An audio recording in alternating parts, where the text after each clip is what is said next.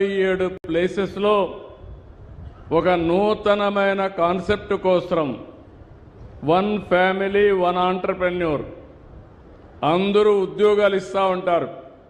నేను ఉద్యోగమే కాదు నిన్ను పారిశ్రామికవేత్తగా చేస్తానని చెప్పిన మొట్టమొదటి ప్రభుత్వం తెలుగుదేశం ఎన్డీఏ ప్రభుత్వం. అలాంటి ఒక హిస్టారికల్ డే.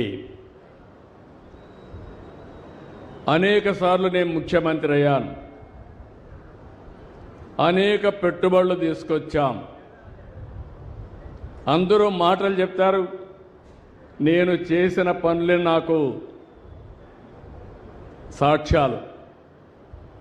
ఈరోజు హైదరాబాద్ ఉంది, ఎప్పుడో 50 ఏళ్ళు 100 ఏళ్ళు కాదు, 25 ఏళ్లకు మునుపు అభివృద్ధి ప్రారంభిస్తే ఈరోజు హైదరాబాద్ దేశానికి ఒక ఆదర్శంగా మోస్ట్ లివబుల్, ప్రతి ఒక్కరూ ఉండడానికి అనుకూలమైన సిటీగా, దేశంలో హైయెస్ట్ తలసరి ఆదాయం వస్తుందంటే అది నేను వేసిన ఫౌండేషన్ అని చెప్పి మీ అందరికీ విజ్ఞప్తి చేస్తున్నా.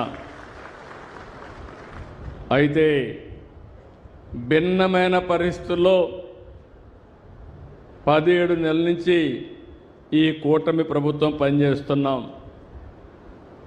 ఎందుకన్నానంటే భిన్నమైన పరిస్థితులని, చాలా సమస్యల సుడిగుండంలో నుంచి మేము పనిచేసే పరిస్థితికి వచ్చాం.